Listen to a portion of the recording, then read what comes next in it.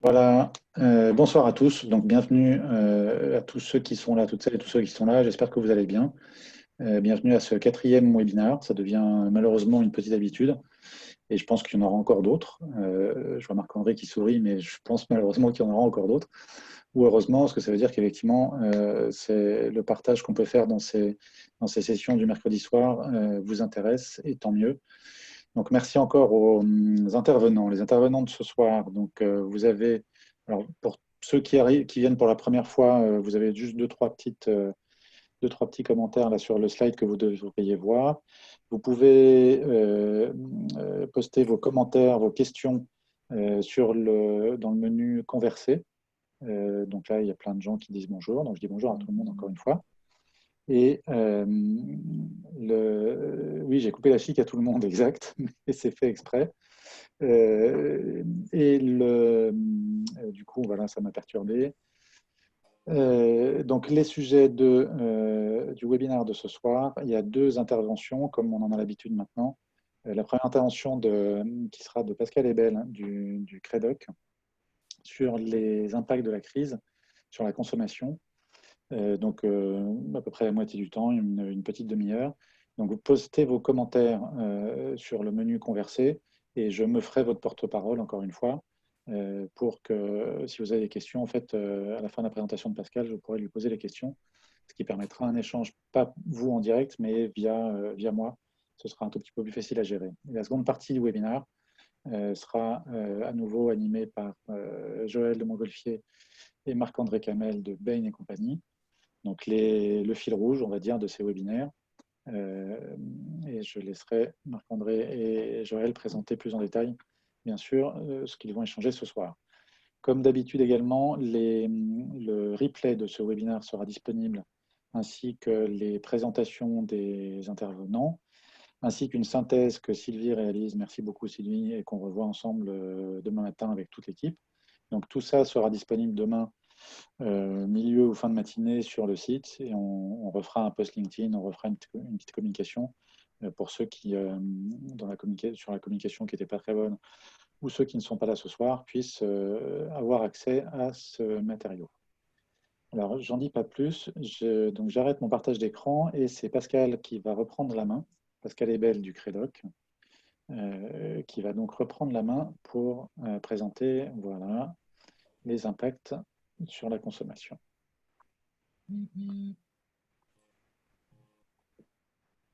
Alors Pascal, on devrait vous entendre si vous pouvez parler. Bon, là, oui, c'est bon, vous m'entendez? Voilà. Et on voit les slides, c'est parfait. Bonjour à tout le monde. Donc, je travaille au CREDOC et donc au CREDOC, on essaye de faire des points sur l'impact des crises sur la consommation. Donc, ce que je vais vous présenter aujourd'hui, c'est d'essayer de vous donner des éléments à la fois sur les prévisions de ce qui a pu être fait en faisant une hypothèse de 6 semaines de confinement. Donc, je vais m'appuyer sur des éléments qu'on a présentés à des clients dans les cahiers de la consommation qu'on fait avec notre partenaire qui est Pair Conseil. Donc, le 19 mars, on a essayé de faire un scénario qu'on a mis à jour le 1er avril en tenant compte de cette hypothèse de 6 semaines de confinement. Donc, les éléments sur ce point et ensuite, je vous donnerai des éléments plus quali sur comment les Français se confinent et qu'est-ce qu'on peut en tirer comme conclusion sur la suite, sur l'année 2020 au global et ce qu'on peut essayer de tracer comme perspective. Mais je propose que pour ce sujet-là, on échange, ça sera peut-être plus interactif et plus constructif. Donc la première chose, c'est en effet l'impact des semaines de confinement. Donc l'INSEE a fait un point de projection et c'est à partir de ça que tout le monde fait des prévisions, notamment la Banque de France, c'est sorti ce matin.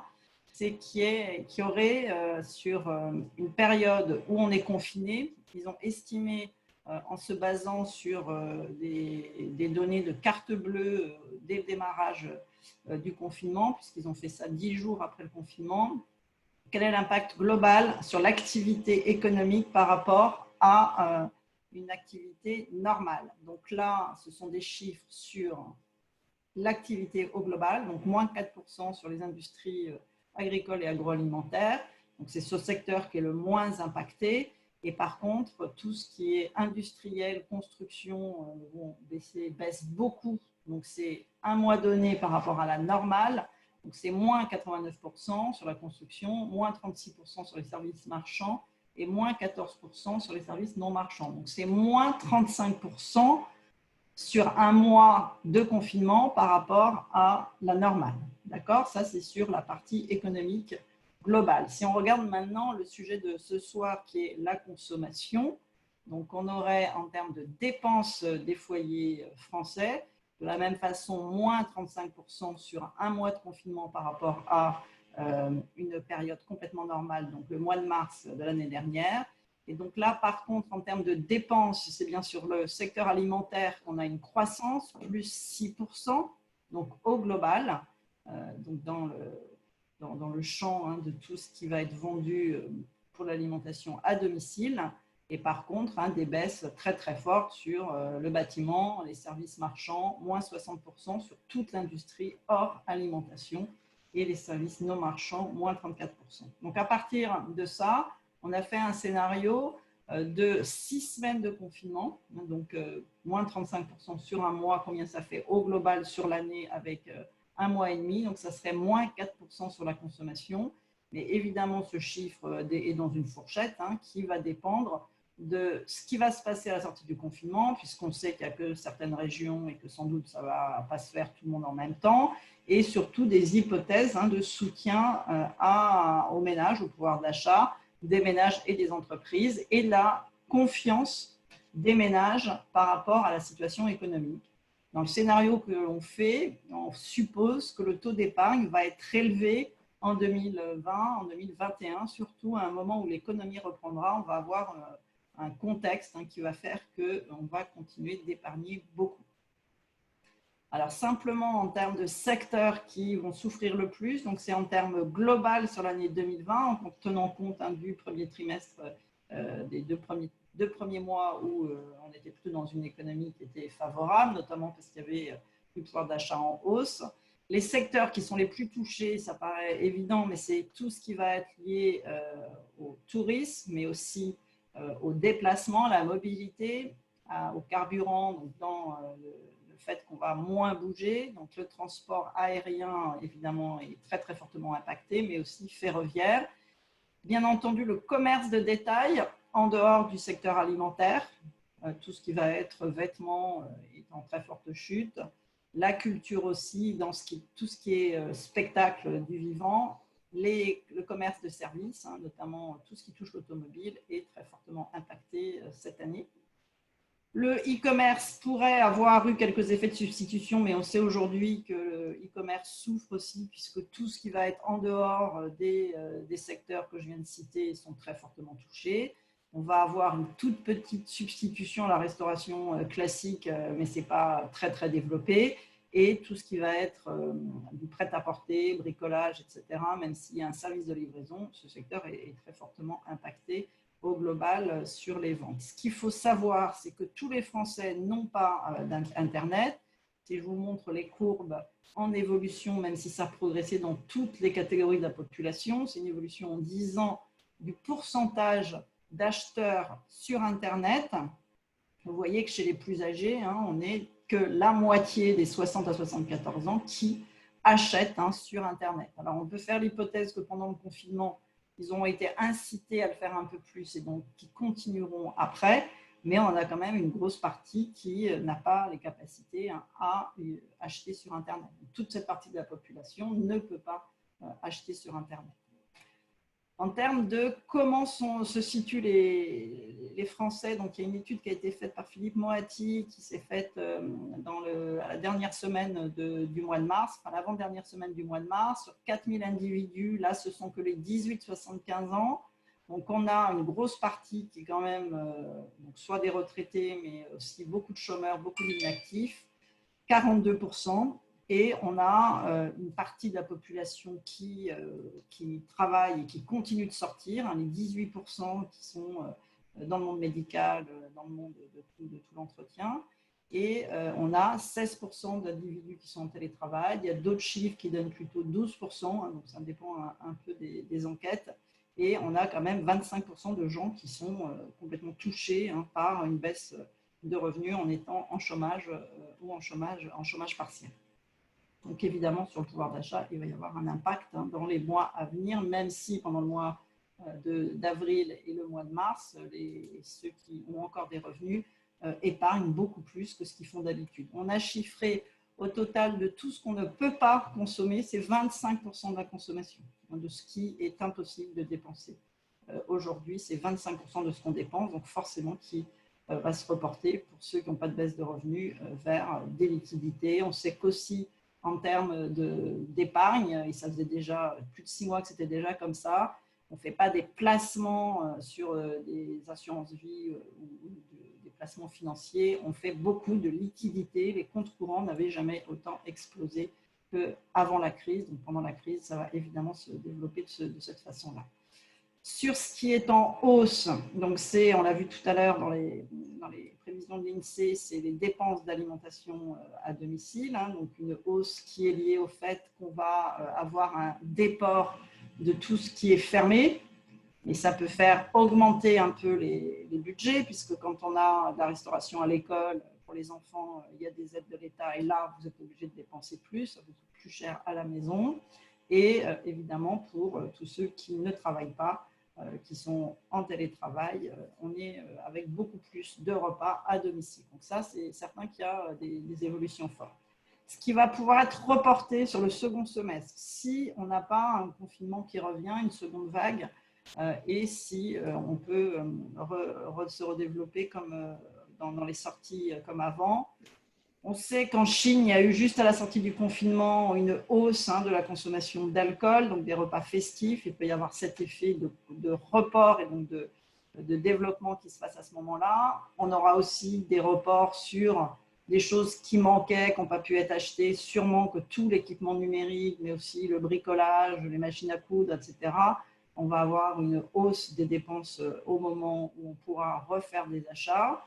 Le confinement, et c'est là-dessus que je finirai mon intervention ensuite, entraîne des modifications de comportement et de besoins. Les gens ont changé fondamentalement sur leur façon de consommer pendant le confinement et certaines choses vont rester. Et donc, ce qu'il y a de certain, c'est qu'il y a des hausses très fortes, plus 40% de trafic sur des réseaux sociaux, l'utilisation de tout ce qui est service de vidéo, et ça va évidemment être en augmentation pendant le confinement et sans doute post-confinement. Ce qu'on peut dire quand même sur ce qui aurait pu être un rebond, c'est qu'évidemment, il n'y aura pas de report de tout ce qui était à chaque coup de tête, donc notamment tout ce qui est habillement, chaussures, équipement de la personne, on va avoir une perte sèche puisque les gens ne vont pas acheter toute la collection de printemps et ils ne vont évidemment pas le remplacer, ni remplacer tout ce qui n'a pas été fait en termes de sortie. On a un très fort impact sur l'habitat, on a des transactions immobilières qui sont complètement à l'arrêt. Il faut savoir que tout ce qui concerne ces transactions immobilières vont entraîner une très forte baisse sur beaucoup de secteurs. Non seulement, évidemment, on aura un prix de l'immobilier qui va diminuer, mais en même temps, quand on n'a pas de changement de logement, eh bien, ça fait beaucoup moins de dépenses en équipement du foyer. Le fait de ne plus avoir de flux de certains ménages vers d'autres foyers entraîne des baisses d'équipement du foyer, mais aussi le bricolage qui est très lié à ces changements. On va avoir des choses qui, évidemment, vont sans doute continuer d'être assez faibles. Ça va être toutes les sorties. Il y aura sûrement des limitations de regroupement et sans doute que les gens n'auront pas envie de prendre le risque d'être avec d'autres. Donc, tout ce qui va être activité récréative va baisser. Et puis, évidemment, on aura le contre-coup, quelques mois après, des baisses de revenus. Et ça va dépendre un petit peu quand même des soutiens qui seront faits. Alors, simplement quelques éléments sur les dépenses qui sont faites actuellement et qui peuvent nous aider un petit peu à voir comment les Français consomment et qu'est-ce qui pourrait faire que certaines choses continueront de se faire, notamment sur le tout début de la crise avec ce qu'on appelle des paniques qui sont quand même assez fortes et on les appelle quand même paniques rationnelles, qui est le fait de vouloir stocker pour parce qu'on a peur de la pénurie. On a déjà eu ça, évidemment, dans des très grandes crises. La dernière, c'était la guerre du Golfe, et on avait déjà vu à ce moment-là, en une journée, des hausses très fortes et des produits qui avaient augmenté, qui ne sont pas tout à fait les mêmes que ce qu'on observe aujourd'hui. Notamment, c'était le sucre qui avait été multiplié par 5. On avait peur de tensions sur ces marchés-là. Aujourd'hui, on a des hausses qui sont évidemment beaucoup plus fortes sur la durée, mais des hausses qui se sont faites sur des segments qui n'étaient pas tout à fait les mêmes. Notamment, ça a d'abord été des hausses beaucoup plus fortes sur tous les produits céréaliers, pâtes et riz et farine, et beaucoup moins sur l'huile et le sucre que ce qu'on avait observé il y a 20 ans plus tôt. Donc, on va avoir dans cette évolution de la consommation donc des stockages de produits de base. Et puis, petit à petit, on s'est rendu compte que c'était des hausses de produits préparés qui ont augmenté la semaine, juste au moment du confinement par rapport aux 2 premières semaines de mars, et notamment des plats en conserve, donc des produits qui étaient plutôt en baisse, qui haussent fortement. Donc, on a vu, finalement, les Français ne sont pas tellement capables de consommer sans acheter des produits tout prêts. Le surgelé a augmenté aussi après une semaine ou 2, et la viande surgelée, donc tous les produits faciles à stocker. Sur le e-commerce, on a vu des secteurs fortement progresser et d'autres se sont effondrés. Bien sûr, au global, le e-commerce a quand même des difficultés. Donc, on a vu des achats de quoi s'occuper pour les enfants, les jouets, la papeterie, mais aussi des secteurs culturels comme les livres et le sport, l'achat de produits qui permettent de faire du sport dans les foyers a fortement augmenté. Donc, voilà ce qu'on a comme chiffre à l'heure actuelle sur les ventes. Alors, ce qu'on peut regarder maintenant, c'est quels sont les changements. Donc, en effet, il y a une chercheuse qui a produit une étude qui a été faite la 3e semaine du mois de mars auprès de 3000, alors c'était des Français et des Suisses de 18 à 70 ans. Et elle a pu se rendre compte qu'il y avait plusieurs types de comportements. Il y a en effet la partie de ceux qui sont obligés de travailler, qui seront un peu différents et sont le 12% qu'elle appelle les travailleurs essentiels, qui font partie donc, de ceux qui sont obligés de travailler beaucoup plus et donc ont comme façon qui ont un changement fort mais qui est complètement inverse aux autres. Et parmi ceux qui restent chez eux, on va avoir ceux qui sont un peu un repli sur soi et qu'on appelle les naufragés, qui sont plutôt assez fragiles et qui font très très peu de sorties et qui ne vont pas aller vers les autres, aider les autres. On a un entre-deux, 46%, donc qui est très important, et donc c'est ceux qui font du télétravail, qui continuent quand même de sortir un peu et qui vont le vivre de façon positive, c'est-à-dire qu'ils vont pouvoir y trouver finalement dans ce télétravail imposé une façon d'être peut-être plus libre pour eux-mêmes. Et enfin, il y a ceux qui sont partis hors de chez eux et qui, évidemment, n'étant pas dans leur lieu de vie habituel, vont avoir un mode de vie qui est complètement différent de ce qu'ils vivent habituellement. Voilà sur ce qu'elle a proposé. Ce qu'elle a montré aussi, et c'est intéressant, c'est qu'il y avait des activités qui vont beaucoup bouger. Donc, notamment dans le domaine domestique, on va faire plus de ménage, plus de rangement. Et ce qu'elle constate, c'est qu'il y a quand même un partage des tâches de 47% qui déclarent partager les tâches donc à 2. Il y a une pratique sportive quotidienne de 46%, et c'est vrai que par rapport aux statistiques habituelles, c'est beaucoup. Donc, on pense qu'il y a une augmentation de l'activité sportive dans les domiciles, dans le domicile ou à l'extérieur quand les gens peuvent, une augmentation des activités culturelles et ludiques, et puis la communication digitale qui explose et qui est beaucoup plus forte que ce qui se faisait auparavant, et puis des nouveaux rituels comme les apéros WhatsApp. Dans la façon de faire des achats, ce qu'on constate, c'est qu'il y en a 40% qui déclarent avoir modifié leur façon d'acheter. Et le principal motif pour sortir de chez soi, c'est de faire ses courses alimentaires. Donc, il y a, et dans les questions qu'elle pose, il y en a la moitié parmi ceux qui font leurs courses qui trouvent que ça leur permet d'avoir un souffle d'air, et puis d'autres qui sont obligés de faire les courses en faisant beaucoup plus vite que d'habitude. Des données qu'elle donne sur des façons de consommer en termes alimentaires qui sont intéressantes, c'est que notamment il y aurait plus de grignotage, puisqu'elle note à une question qu'elle pose, est-ce que vous faites plus de grignotage ou est-ce que vous en faisiez déjà et c'est la même chose ou est-ce que vous en faites moins? Il y a quand même 41% qui le font seulement depuis le confinement, donc ça s'ajoute aux 45%, donc ça fait quand même beaucoup de gens qui font du grignotage, alors que dans les enquêtes classiques, on est à beaucoup moins que les 86%. On a dans la façon de faire la cuisine une hausse, on sent qu'il y a une envie de faire des recettes plaisir, donc, qui est cumulée avec les deux, équilibré et plaisir, qui fait 70%. Donc, sans doute la cuisine qui est faite dans certaines familles aussi.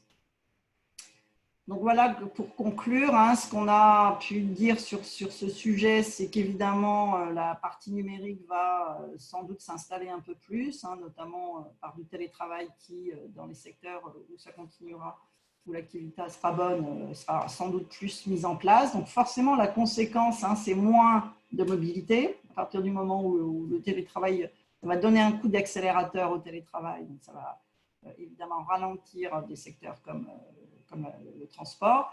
Et par contre, ça va évidemment booster, et on l'a dit tout à l'heure, les équipements numériques, et c'est là-dessus qu'il y aura des croissances.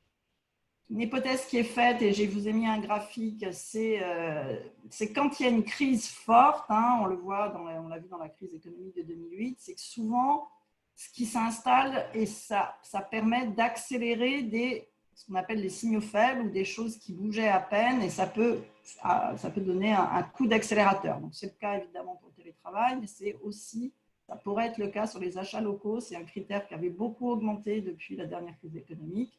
Et avec à la fois la remise en cause des produits qui venaient de Chine et qui n'arrivent pas en France, donc de ces échanges internationaux, et le fait qu'aujourd'hui, on n'a plus le choix, on est plutôt obligé d'acheter des produits français, ça pourrait renforcer en fait ces achats locaux. La troisième chose, et on le voit dans plusieurs enquêtes, c'est qu'il y a une relation à la santé qui se modifie, notamment la connaissance évidemment évolue, on écoute les scientifiques, là on est en train de lancer une enquête, je n'ai pas tout à fait tous les résultats, mais on voit bien qu'il y a une forte hausse de la confiance dans les scientifiques, et donc ça pourrait changer notamment dans tout un tas de choses qu'on voyait dans la consommation, de signes sur des peurs qui étaient un petit peu irrationnelles. C'est qu'on va aller, notamment dans l'alimentation, dans des choses qu'on voyait, qui étaient vraiment, qu'on appelle de la fortification nutritionnelle. C'est des choix vers des produits, et ça se voit déjà sur des produits comme la volaille, par exemple. Les segments qui marchent le mieux, c'est ceux qui sont, par exemple, des poulets nourris au grain, c'est-à-dire des produits qui apportent plus de nutriments, des oméga-3, des vitamines, etc. Dans certains pays, on consomme en ce moment beaucoup de compléments alimentaires, des vitamines pour s'immuniser, puisqu'évidemment, il y a des façons de manger qui sont plus immunisantes que d'autres. Donc ça va sans doute se développer, et ça se développe déjà en ce moment. Un autre point, c'est que évidemment, dans la période actuelle, c'est que les consommateurs, évidemment, se sont recentrés sur des choses essentielles, et on peut imaginer que ce qu'on a appelé la simplicité volontaire ou la sobriété va s'installer. En 2019, on a déjà depuis quelques années une forte hausse de gens qui considèrent que pour sauver la planète, il faut consommer moins. Ça a doublé en 3 ans, donc on peut considérer que cette tendance-là va s'installer aussi. Et puis, on voit bien que le collectif a pris avec les applaudissements le soir. C'était déjà une demande qui était un peu installée. Donc, peut-être que la solidarité pourrait aussi entrer en ligne de compte dans les choix faits par les Français.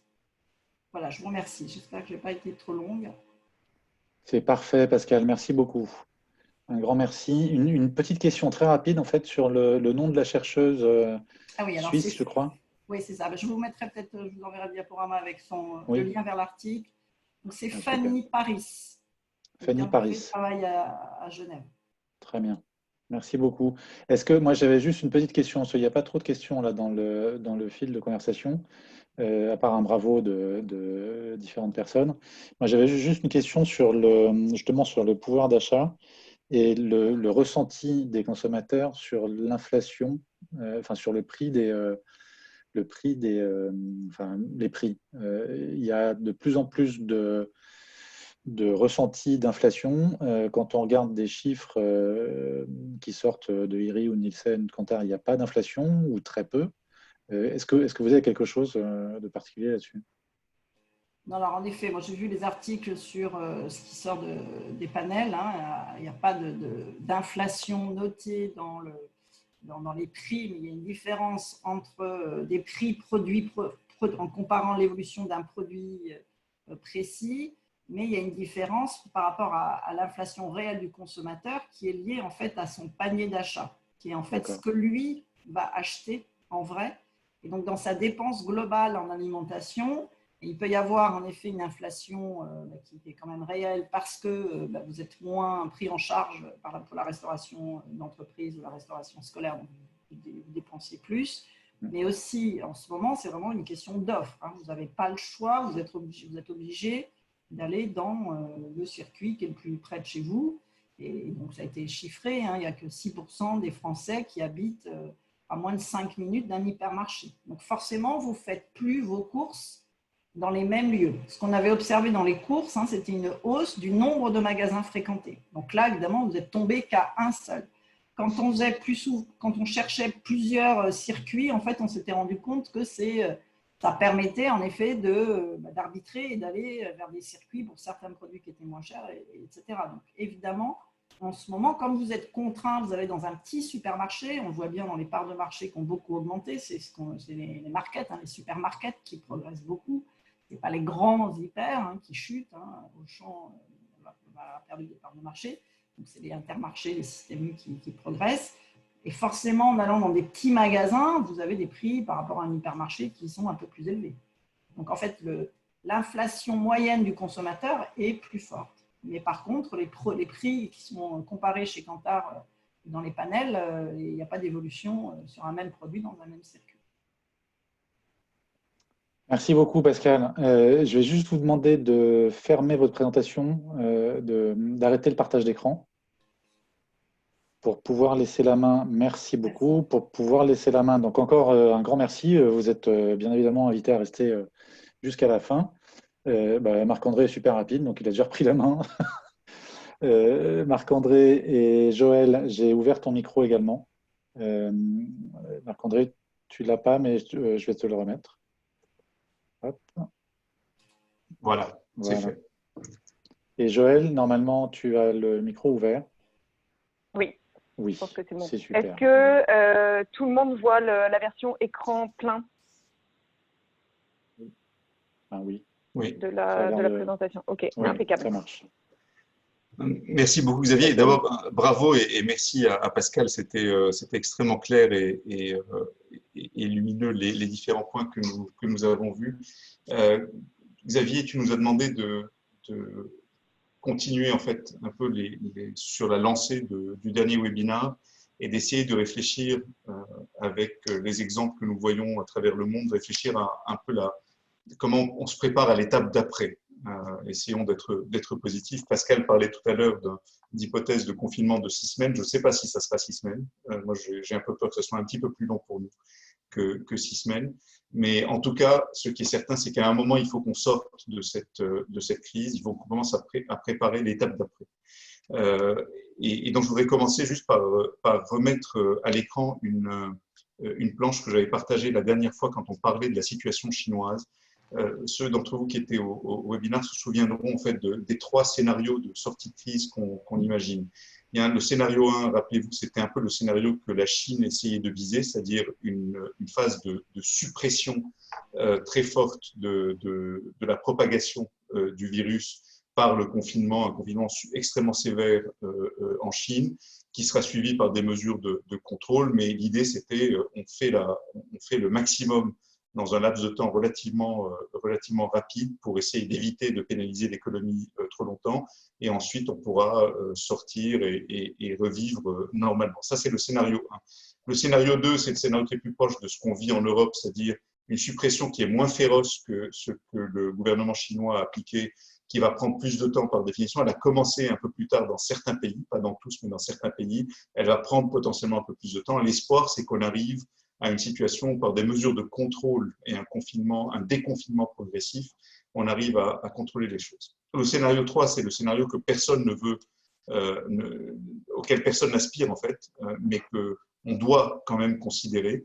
C'est le scénario où malheureusement, après la sortie du confinement, on a une résurgence de l'épidémie et on a plusieurs pics comme ça épidémiques qui sont suivis de mesures de suppression successives qui durent un peu plus longtemps et qui du coup ont un coût plus important sur notre économie. Pascal nous a partagé des chiffres par mois de confinement. On peut imaginer que si ça dure longtemps, c'est un impact beaucoup plus sévère sur notre économie et sur nos activités dans nos différentes entreprises. Aujourd'hui, comme je le disais, la Chine espérait le scénario 1. La réalité, c'est qu'on voit réapparaître un certain nombre d'infections en fait, tous les jours en Chine. Et il y a des lieux qui sont encore confinés, malgré le fait qu'il y a un mois, Shanghai, Pékin et un certain nombre de grandes villes ont été déconfinées. Il y a encore des zones en Chine qui sont totalement confinées et il y a encore un certain nombre de problèmes qui existent. Vous avez entendu parler sans doute de l'état d'urgence que le Japon… Excuse-moi, Marc-André. Ouais, il y a juste un problème de son. Et repasser en muet, voilà. Voilà. Voilà. Merci Xavier. Donc, vous avez sans doute entendu parler de la situation du Japon qui a décrété hier un état d'urgence dans 7 de ses 47 départements sur 50 millions de personnes. Ce n'est pas tout petit. Et la réalité, c'est que le Japon, dont on avait cru qu'il avait pris toutes les bonnes mesures dès le début pour éviter la propagation avec beaucoup de discipline, etc., s'aperçoit que dans les 5 derniers jours, il y a eu un doublement des cas.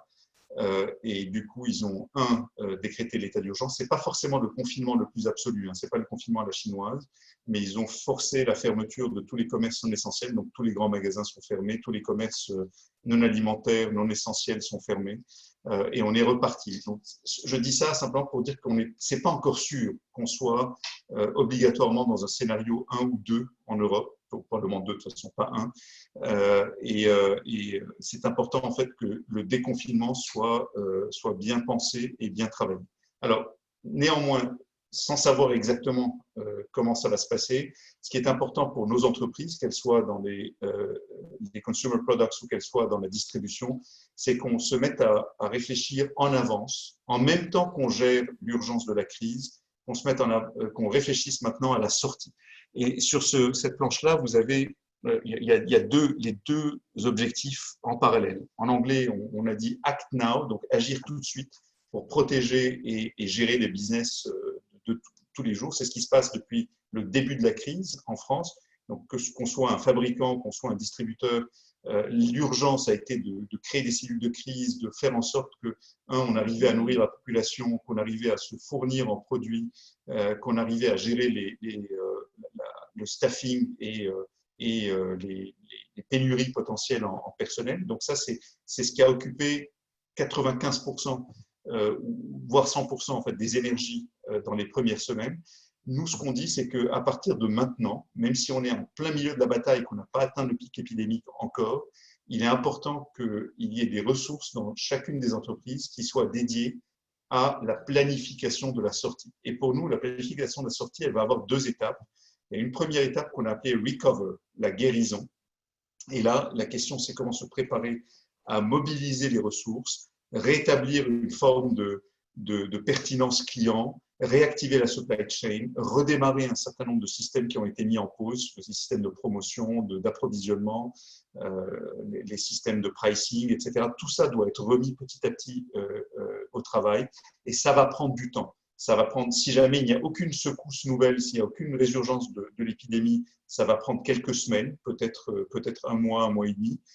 Et si jamais il y a des secousses nouvelles, ça peut prendre 3 mois, 4 mois, 5 mois. Donc, cette période-là de la guérison, c'est vraiment important de ne pas la court-circuiter et de la prévoir, parce que si on la prévoit le jour où le déconfinement est annoncé, on est déjà en retard. Et on aura perdu les parts de marché, la bataille, de l'organisation, etc. Et je ne parle même pas des implications financières. La deuxième partie de cette planification, elle porte sur le futur. C'est réinventer le futur. C'est se préparer, se rééquiper en fait pour le nouveau monde dans lequel on va rentrer. Et notre conviction très très forte chez Bain, c'est que le monde d'après Covid ne sera pas le même que le monde d'avant Covid. Pourquoi? On en a parlé déjà la dernière fois, mais je vais y revenir. Je pense qu'il y a un certain nombre d'hypothèses sur l'évolution de l'industrie. C'est ce que Joël va partager pour les consumer products et moi je partagerai pour le retail. Il y a des hypothèses d'évolution sur le consommateur. Pascal en a parlé aussi un petit peu. Nous, on a quelques idées fortes sur un certain nombre de challenges ou de trade-offs qui vont exister, mais aussi sur tout le système, le business model en fait, de nos entreprises va être changé, la façon de travailler. On a parlé tout à l'heure du télétravail. Il y a quand même un certain nombre de choses très intéressantes que nous avons vécues ces dernières semaines. C'est quand même assez intéressant de se dire que, alors qu'en mode de croisière, c'est très compliqué pour nos entreprises de trouver des nouvelles efficacités. C'est la bataille de chaque année dans toutes nos entreprises. C'est quand même très intéressant de se dire que pendant toutes ces semaines de confinement, on a réussi à travailler dans des modes dégradés en ayant sans doute 30 ou 40% moins d'offres sur les rayons, en se focalisant sur un certain nombre de SKUs, en travaillant avec beaucoup moins de personnel dans les magasins, en travaillant avec moins de personnel dans les entrepôts ou dans la chaîne logistique, en travaillant avec moins de merchandisers des entreprises de grande consommation passant dans les magasins. Ils ont été même interdits à un certain moment. Donc, c'est très important en fait, de se dire que le monde va changer et de prendre les enseignements de ces changements.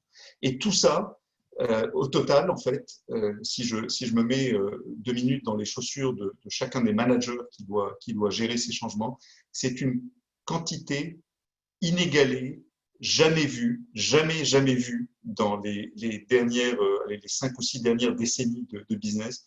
Ça ne s'est jamais vu. Cette quantité de changements à gérer à la fois, c'est vraiment quelque chose, c'est un choc qu'on n'a pas connu sans doute depuis la Deuxième Guerre mondiale et peut-être même avant. Donc, c'est une quantité de choses qu'il faut commencer à préparer aujourd'hui. C'est pas trop tôt, en fait, de commencer aujourd'hui à dédier des ressources dans l'entreprise pour y réfléchir. La raison de le faire, c'est que nous, dans les discussions qu'on a, comme on vous le disait la semaine dernière et la semaine d'avant, on passe notre semaine avec Joël à parler avec des équipes de management, à la fois en CP, mais aussi en retail, partout dans le monde, en fait. Et on a les exemples chinois, on a l'Italie, qui commence à espérer en fait la sortie de crise plus vite que nous. On parle à nos clients en Amérique du Sud ou en Amérique du Nord. Et ce qu'on voit, et franchement c'est partout pareil, on voit un certain nombre de choses. D'abord, 90 à 100% des efforts jusqu'à aujourd'hui ont été portés sur la partie immédiate, la gestion de l'urgence, protéger les employés, protéger les clients et protéger le business. S'assurer de la continuité de nos activités. Et il y a eu très peu de focus qui a été mis jusqu'à maintenant sur la guérison et sur imaginer la vie d'après. Ça, c'est le premier point. Un autre point qui nous frappe, en fait, nous, quand on a ces discussions, c'est que au gré des annonces que font les gouvernements, ces 2000 milliards de stimulus aux États-Unis par-ci, c'est 1500 milliards de plus de stimulus dont on parle une semaine plus tard. C'est l'augmentation ou pas de telles mesures de protection à travers l'Europe.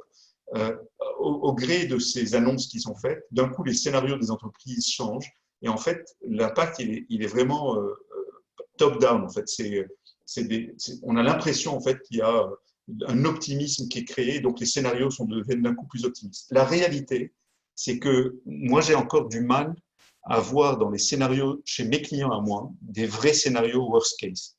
Je vois dans la plupart des entreprises de distribution avec lesquelles je travaille, des scénarios de sortie de confinement qui sont très rapides, des retours à la normale à 100% d'activité ou au plan initial de 2020 qui arrivent extrêmement vite. Et franchement, quand on voit ce qui se passe en Chine aujourd'hui, on se dit que c'est, à part pour quelques secteurs, en particulier la distribution alimentaire en supermarché ou en convenience, à part ces secteurs-là, les prévisions qui sont faites sont, à notre sens, extrêmement optimistes encore. Et donc, une des choses qu'on dit, moi je suis optimiste de nature, je ne cherche pas à être catastrophiste, mais je pense que pour réussir à naviguer cette crise et à sortir de la crise le plus fort possible, on a intérêt à être prêt au pire. Et j'ai l'impression que les gens, c'est peut-être la nature humaine, en fait, on ne veut pas voir des scénarios un peu plus difficiles.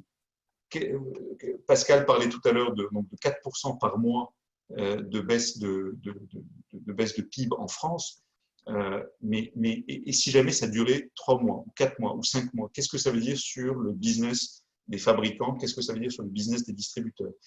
Je ne suis pas vrai, franchement, je vous le dis, je ne suis pas sûr d'avoir vu pour l'instant des scénarios qui acceptent en fait cette possibilité de scénario négatif. Voilà. Une fois qu'on a dit ça, la question, Joël, si tu peux passer la slide d'après, s'il te plaît. La question, c'est quelles sont les implications qu'on voit. Je vais commencer par lister quelques implications sur le retail et Joël fera la même chose pour la partie consumer products. Premier changement fondamental que nous, on imagine dans le monde nouveau qui va s'affirmer après le Covid, c'est un certain nombre d'accélérations. Comme Pascal disait très justement, il y a beaucoup de choses qu'on va voir qui sont des accélérations de tendances qui étaient déjà là dans le marché. Donc, on va voir une accélération d'un certain nombre de ces tendances et on va voir potentiellement une polarisation dans le comportement des consommateurs avec peut-être une divergence dans des corps de consommateurs différents. Premier point, je pense qu'il y a une vraie question qu'il faut se poser sur qu'est-ce qu'il restera de l'accélération du online, de l'e-commerce. On a parlé la dernière fois de cette accélération. Qu'est-ce qu'il en restera? Est-ce que c'est 10 points de pénétration de plus? Est-ce que sur les 10 points, il y en a 5 qui vont disparaître parce que les gens auront eu des expériences extrêmement malheureuses dans l'utilisation de l'e-commerce? Fondamentalement, ce dont je suis sûr, moi, aujourd'hui, à l'heure d'aujourd'hui, c'est que ça ne sera pas comme hier. On sera certainement dans un mode où l'e-commerce, la pénétration de l'e-commerce sera plus importante que ce qui était prévu, en tout cas pour 2020. La deuxième grande question, c'est qu'est-ce que ça va laisser comme trace sur la sensibilité au prix et le besoin de valeur pour les gens, valeur au sens valeur pécuniaire. Notre conviction, c'est que la sensibilité au prix sera accélérée. Et donc ça pose des questions fondamentales quand on est distributeur sur la structure, l'architecture d'assortiment, sur le rôle des marques propres, sur les premiers prix et le mix de produits qu'on vend. Ça, c'est quand même, je pense que ça serait très, très compliqué d'imaginer l'inverse, sachant qu'on va rentrer dans une période de complications économiques assez importante.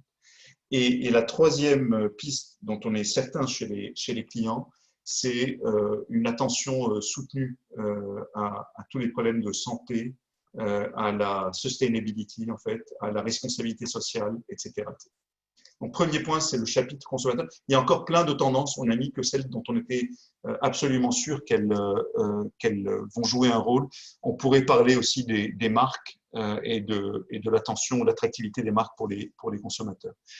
Deuxième chapitre, grand chapitre, c'est les canaux. Donc, on a parlé de l'online. Moi, je pense en fait qu'il faut se préparer à un shake-out dans les industries à la fois du retail, mais aussi potentiellement dans l'industrie du CP. Il est possible en fait qu'un certain nombre d'acteurs ne survivent pas au choc qui s'est passé. Ça peut être du côté du retail, les enseignes les plus faibles, en fait, celles qui ont un leadership un peu vacillant du côté alimentaire, donc ça c'est possible. Et du côté non alimentaire, il y a beaucoup d'entreprises, y compris de très grosses entreprises, qui connaissent des situations très difficiles. En dehors de France, vous avez peut-être entendu que le deuxième plus gros distributeur de produits électroniques au monde, après Best Buy, beaucoup plus grand que notre Fnac Darty, MediaMarkt, a demandé 2 milliards de soutien cash immédiat au gouvernement allemand. Mais chez nous, on voit déjà un certain nombre de marques qui vacillent et il est possible en fait que plus de marques vacillent dans les quelques semaines qui viennent. C'est possible aussi que dans cette situation-là, ce sont uniquement les enseignes qui auront la plus grande différenciation, qui apporteront une valeur ajoutée importante aux clients qui subsisteront. Ce qu'on sait aussi, c'est qu'un certain nombre de business models alternatifs vont continuer d'émerger. Alors, ils ne seront pas peut-être pérennes, mais il y a de nouveau de plus en plus d'idées qui vont émerger.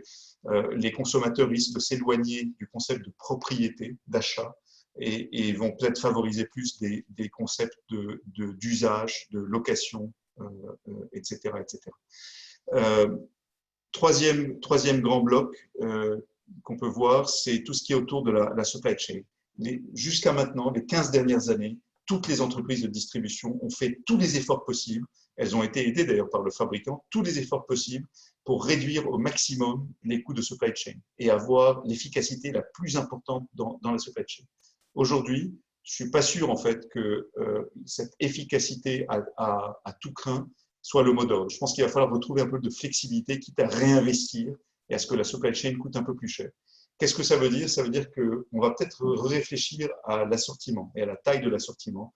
On a vu dans la crise l'émergence, l'obsession avec les hero SKUs, les SKU, les phares de chaque catégorie. Je pense que ça, c'est quelque chose qui va rester. Je pense qu'on va faire des trade-offs différents entre l'achat à distance, moins cher, et l'achat plus proche de nous, plus cher, pour être capable de gagner en flexibilité. On va voir, il y avait une question dans le chat sur l'automatisation, la robotisation. Je pense que on va y aller à grands pas, ça va s'accélérer. Ça peut se voir dans les self-checkouts, dans les magasins, mais ça peut se voir aussi dans l'automatisation des entrepôts, de la supply chain, dans la mécanisation en fait, du picking pour la partie online. Donc, il y a plein de façons dans lesquelles ça va se manifester, mais je pense qu'on y va et on y va à grands pas. Et puis, je pense qu'on ne perdra pas tous les aspects de sécurité, safety. Donc, on va recréer de la redondance un peu dans le système pour que le prochain choc, que ce soit une secousse secondaire après la première épidémie ou que ce soit une autre épidémie ou un autre choc, soit beaucoup mieux abordé par les distributeurs. Quatrième grande catégorie de changement, c'est ce que je disais tout à l'heure sur le modèle opératoire, la façon de travailler. C'est quand même assez intéressant que la plupart d'entre nous sommes confinés dans nos maisons, nos appartements, et que nos entreprises continuent de fonctionner. On arrive à le faire, on a coupé 50% des meetings qui ne sont pas nécessaires, on a appris à travailler à des rythmes différents, on utilise des outils différents et nos entreprises continuent de fonctionner. Elles ne sont pas arrêtées, elles continuent de fonctionner. Et donc ça, c'est quand même assez intriguant quand vous êtes patron d'une entreprise de plusieurs dizaines ou centaines de milliers de personnes, vous devez vous poser la question de qu'est-ce que vous apprenez de ces changements, et même quand vous êtes une petite entreprise, vous devez vous poser la question. Par ailleurs, comme je le disais tout à l'heure, on a appris à travailler dans un mode dégradé. Je ne dis pas que le mode dégradé doit devenir la nouvelle normalité, c'est pas du tout mon propos, mais ça, on ne peut pas ne pas être intrigué quand on a été patron, qu'on a été qu'on a été un manager dans une entreprise, qu'on a vécu des dizaines de meetings dans lesquels on se battait pour savoir si on pouvait réduire un coût de 1%, 1,5% ou 2%, si on pouvait couper tel poste ou pas couper tel poste. Il faut vraiment qu'on se pose la question de qu'est-ce qu'on a appris, qu'est-ce qui était vraiment essentiel à garder et qu'est-ce qui est beaucoup moins essentiel et comment on peut réinvestir en fait cette énergie et ces ressources pour accélérer, pour grandir, pour gagner des nouveaux marchés, gagner des nouveaux clients, gagner des parts, etc., etc. Et puis, la dernière chose qui, je pense, laissera des traces, c'est cette gestion de crise. On en parlait dans le premier webinaire, je pense. Et moi, il me semble que c'est très, très important de ne pas débrancher en fait toute cette gestion de crise que la plupart des entreprises ont mise en place avant d'en avoir tiré vraiment tous les enseignements, d'avoir codifié les meilleures pratiques, de se dire la prochaine fois on fera les choses un peu différemment et voilà comment on les ferait, etc., etc. pour que cette codification, ces méthodes de fonctionnement en période de crise soient automatiquement utilisables au prochain déclenchement. Voilà. Donc ça, c'est les principaux changements. Je suis sûr, on a une liste vivante en fait de choses qu'on est en train de voir à travers le monde et on a essayé de condenser, de donner le résumé le plus efficace ici. Et il y a des applications. Donc demain, un distributeur, il va devoir qu'il soit dans l'alimentaire, dans le DIY, dans le textile, peu importe la catégorie. Je pense que tout distributeur va devoir sortir de cette crise et se poser quelques questions. Un, quels assortiments je garde? Quelle architecture de prix et de produits? Qu'est-ce que je fais avec ma marque propre? Qu'est-ce que je fais pour augmenter ma capacité de vente e-commerce de façon rentable? C'est le point que je faisais il y a deux webinars. Je pense que ça avait déclenché quelques réactions. Aujourd'hui, la vente en ligne n'est pas rentable. Pour 95%, 99% des distributeurs, la vente en ligne est dilutive. Par rapport à vendre en magasin, on perd de l'argent. Comment faire pour changer les choses si le client nous demande de vendre plus en ligne? C'est une revisite du portefeuille des actifs. Peut-être qu'il faudra sortir de certains actifs. C'est d'investir plus dans la différenciation. C'est d'expérimenter son propre disrupteur pour éviter que d'autres personnes viennent vous disrupter. Donc, expérimenter soi-même les nouveaux business models.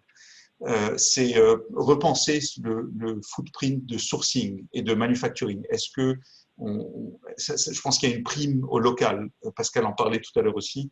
Il y a une prime à acheter local et donc il faut revoir peut-être son réseau en fait, de sourcing, l'automatisation et la robotisation certainement, et puis donc un business qui devient plus agile, être capable. On a été capable pendant cette crise de mettre en place des choses en 3 jours, alors que la vie des entreprises faisait qu'il fallait des mois et des mois, des projets qui n'en finissaient pas pour faire le moindre changement.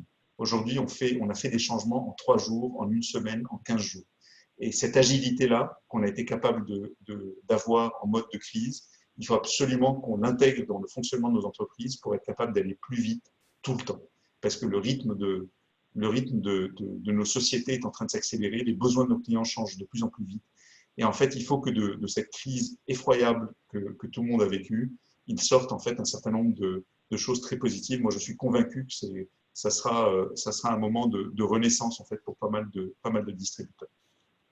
Joël, je te passe la parole pour parler du CIPI et on pourra prendre des questions. Merci Marc-André. Donc, si on prend fondamentalement, on ne va pas repartir en fait d'une liste de tendances extrêmement différentes pour ce qui concerne la partie grande consommation. Donc, si je passe à la planche d'après, vous verrez qu'on reste à peu près sur la même liste. Je dirais qu'il y a peut-être des tonalités différentes dans chacun des cadrans qui vont entraîner en fait des implications différentes quand on voit ça du côté des fournisseurs. Une des premières choses qui frappe notamment dans le carré d'en haut, le rectangle d'en haut sur les consommateurs, c'est quand on parle de online, on ne parle pas que de l'online commerce, on parle aussi des usages en ligne, c'est-à-dire que toute cette consommation de médias, cette connexion digitale, très souvent par le mobile d'ailleurs, en fait, elle redéfinit pas mal tout l'environnement marketing et publicitaire. Et donc, il y a pas mal de changements qui seront à attendre de ce côté-là. Marc-André parlait aussi dans les assortiments, on peut parler du rôle des marques. Nous, on reste convaincus que les marques auront leur rôle à jouer. Mais par contre, elles vont devoir se battre en fait dans un environnement où effectivement, il y aura peut-être une prime voilà, parce qu'il y aura une crise économique, parce qu'il y a énormément de gens, notamment sur des marchés comme le marché américain, qui vont se retrouver au chômage, des gens qui seront beaucoup plus sensibles à des offres orientées vers la valeur. Comment est-ce qu'on justifie le prix d'une marque à l'intérieur de ce contexte-là? Sur la dimension canal, on va partager l'analyse de Marc-André sur la partie retail, mais c'est vrai que toute la partie alimentaire, en fait, elle va suivre le flux de ce qui s'est passé avec les canaux, et donc il y aura sans doute une transition vers le commerce en ligne beaucoup plus radicale que ce qui avait été anticipé. Par contre, il y a beaucoup d'autres catégories où en fait l'accès au marché a été purement et simplement coupé. Et donc ça, voilà, bon, pour les acteurs de la boisson, c'est tout le marché du hors-foyer. Pour les acteurs de la beauté, c'est le marché du duty-free, du travel retail, c'est le marché des grands magasins, c'est le marché des spécialistes par catégorie. Il est évident qu'il y a un certain nombre de marques qui vont se poser la question de leur accès aux consommateurs. Et qui vont investir sur des canaux et sur des acteurs dont ils pensent qu'ils vont gagner par le futur, et puis voire même vont essayer de créer leur propre accès au marché pour ne plus jamais se retrouver dans cette situation de carence et de suffocation lente liée au fait que en fait, le réseau de distribution lui-même n'est plus ouvert. Sur la partie supply chain, on aura aussi cette voilà, toutes ces questions de rationalisation d'assortiment et moi, je me souviens d'avoir eu des discussions avec des clients en plus dans les pattes il y a 2 années où ils me disaient mais on est déjà tellement optimisé, c'est impossible d'aller chercher 1% d'amélioration de productivité en plus. Oui, c'était impossible dans la configuration d'assortiment qui existait à ce moment-là et qui était pléthorique, voilà, qui était dans la nécessité. Alors évidemment qu'on reverra un retour de la variété et qu'il y aura à nouveau un enrichissement des assortiments, mais est-ce qu'on avait vraiment besoin dans certaines catégories des 200 références que n'importe quel fournisseur était capable d'aligner enfin pas toujours sur les rayons, mais en tout cas en sortie d'usine. Et puis sur les les modèles opérationnels, il y a un certain nombre de choses qui vont être réinventées. Bon, il y a tout le travail de bureaux qui va être évidemment réinventé, mais on a des refontes assez conséquentes aussi dans le domaine des forces de vente et dans le domaine des marketing. Donc, tous les modèles opérationnels vont voir une forte redéfinition avec sans doute des chaînes beaucoup plus courtes, beaucoup plus proches du client final pour la partie force de vente, du consommateur final pour la partie marketing. Et donc, ça amène des implications assez intéressantes. J'en citerai quelques-unes, je ne vais pas m'appesantir sur toutes, notamment parce qu'il ne me reste que 4 minutes. Mais donc, nous, on pense qu'il y a une place pour les… Il y a une place pour les marques. Et ce qu'on observe d'intéressant, c'est que moi, ça fait plus de 15 ans que je travaille dans le domaine de la grande consommation et vous voyez au imparfait, jusqu'à il y a peu de temps, des catégories qui avançaient à des rythmes très différents. Et donc, vous aviez les acteurs de la beauté qui étaient, qui dans les nouveaux usages, très orientés vers l'expérience, le bien-être, la confiance en soi. Les nouveaux canaux avançaient avec beaucoup de fierté, et puis les acteurs de l'alimentaire qui se sentaient un peu les enfants battus de la grande consommation et qui retrouvent une vraie fierté dans ce qui est en train de se passer. C'est important de dire que il y a beaucoup d'entreprises dans lesquelles le sens de la mission a été renouvelé par ce qui est en train de se passer, et c'est particulièrement vrai dans le domaine de l'alimentation. Moi, j'irai un cran plus loin pour revenir sur un point qu'évoquait Pascal aussi, qui est le lien fondamental et qui a été très délaissé historiquement entre alimentation, nutrition et santé. Et donc, il y a tout un tas d'acteurs, je pense, qui vont réinvestir ce champ en se disant finalement, est-ce que l'alimentation de tous les jours, au-delà du bénéfice fonctionnel, elle peut avoir un bénéfice plus large sur la santé, sur l'immunité. Il y avait tout un champ de recherche qui s'était développé autour du microbiote et de ce qui se passe dans le domaine intestinal et digestif. Je pense que c'est un champ d'investigation extrêmement important dans l'avenir qui s'ouvre. On parlait de refonte des architectures PAC prix, et puis évidemment tout le domaine du marketing, donc la réinvention du média mix. C'est plus les mêmes canaux, l'affichage aujourd'hui pour des raisons évidentes ça ne marche plus, l'activation en point de vente il faudra le réinventer, et puis il y a tout ce champ du digital et cette capacité à tester et à devenir son propre producteur en fait de contenu et son propre émetteur de contenu qui va être un champ à regarder. Je parlais de la refonte aussi des modèles commerciaux, donc il va falloir suivre l'évolution des canaux, et puis il y a des choses très intéressantes qui se sont passées, puisque quand on ne pouvait pas envoyer les merchandisers dans les points de vente, on les faisait prendre contact de manière digitale ou par contact téléphonique, etc. Donc, est-ce qu'on a besoin d'avoir autant pour reprendre l'expression anglo-saxonne, autant de feet on the street? Est-ce que finalement, on ne peut pas réinventer des modèles qui soient plus efficaces dans le contact? Vous avez aussi beaucoup de propriétaires de magasins qui sont équipés maintenant de plateformes numériques qui permettent des contacts évolués et plus sophistiqués. Donc, on va pouvoir se réinventer de ce côté-là. Il y a un an à peu près, on avait fait un point de vue chez Bain sur les plateformes direct to consumer, donc la viabilité à l'époque de ces plateformes pour les marques de grande consommation, sauf dans des cas particuliers, nous semblait débattable. Il est évident que là, on a franchi un seuil et que, à la fois en termes de viabilité économique, mais même d'accès au marché, on est capable de remettre sur le tapis ces discussions-là et d'y trouver beaucoup plus d'intérêt que ce qu'on a pu voir par le passé. La partie supply chain, bon, évidemment, on va se poser la question de l'efficacité de la production avec peut-être des assortiments plus courts, plus concentrés, et des logiques de insourcing ou outsourcing.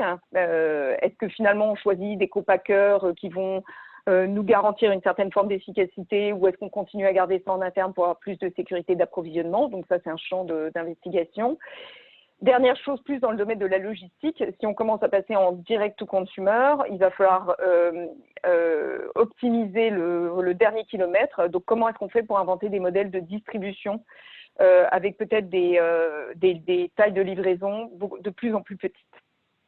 Dernier dernier chapitre sur les modèles opérationnels et organisationnels. On peut se poser la question de la taille des quartiers généraux. Est-ce que finalement on a vraiment besoin de garder tout le monde dans des bureaux? Est-ce que le télétravail nous permet d'inventer des modes différents de fonctionnement et peut-être aussi d'envisager moins de nomadisme des cadres dirigeants?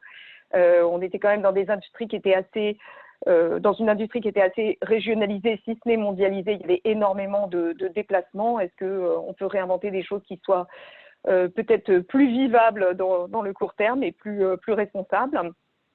Et puis, je parlais des raccourcissements des lignes de décision. Ce que Marc-André soulignait dans le domaine de la distribution avec des réponses opérationnelles extrêmement rapides en situation d'urgence et de crise, on a observé exactement la même chose dans la grande consommation. Donc, quand on se rapproche de la ligne client, quand on raccourcit la ligne de décision et qu'on ne fait pas tout systématiquement remonter dans les étages de la pyramide et dans les couches successives de la business unit, du pays, de la région, etc. Est-ce que finalement on est capable d'aller plus vite, de suivre un instinct peut-être plus entrepreneurial et qui permet fondamentalement de ne pas rater le coche sur la mission essentielle de la société. Voilà, je vais m'arrêter là en étant consciente du fait que c'est l'heure de l'apéritif pour tout le monde. Voilà, donc c'est des premières réflexions. Voilà, on les partage avec vous en toute humilité. On serait ravis d'engager des conversations avec ceux qui le souhaitent pour poursuivre ces réflexions, les enrichir au fur et à mesure, leur apporter des nuances qui vont bien, mais voilà, dans l'optique de sortir un jour de cette crise et de reprendre un peu d'élan et un peu de hauteur sur les questions qui nous passionnent dans ces secteurs. C'était c'est un premier partage qui, nous l'espérons, vous aura intéressé. Merci beaucoup encore une fois Joël et Marc-André. Donc il y avait pas mal de questions ce coup-là, donc c'est dommage parce que c'est effectivement l'heure de l'apéro. Mais on va reprendre vos questions de toute façon. Donc tous ceux qui ont fait des commentaires et des questions, on a enregistré tout, vous êtes totalement fliqués. Mais surtout ce qui est intéressant, c'est qu'on va pouvoir partager ça avec les intervenants, donc à la fois avec Joël, Marc-André, mais aussi Pascal. Parce qu'il y avait des questions sur les prix, il y avait des questions sur les pure players et les DNVB par rapport aux acteurs entre guillemets traditionnels, industriels, distributeurs. Donc toutes ces questions-là, on ne va pas pouvoir les adresser maintenant, mais je vous promets qu'on les regarde et qu'on va les partager avec les intervenants et qu'on va pouvoir revenir vers vous, participants à ce 4e webinaire, pour que ça enrichisse tout ce partage qu'on a mis en place. Dernier point, je vous rappelle que les présentations et le replay du webinaire seront mis en ligne demain, avant midi normalement, si tout va bien, si ça marche encore aussi bien que ça a marché jusqu'à maintenant. Donc les présentations, le replay du webinaire et une synthèse qu'on aura faite avec notre petite équipe qui se disrupte quasiment tous les jours. Donc on est vraiment là pour vous. Et on essaie de faire le mieux possible. Je vous remercie encore tous et toutes d'avoir été là. Merci aux intervenants. Je vous souhaite une très bonne soirée. Portez-vous bien et à très bientôt. Au revoir. Merci. Merci Joël. Ça y est, c'est plus enregistré là. C'est bon.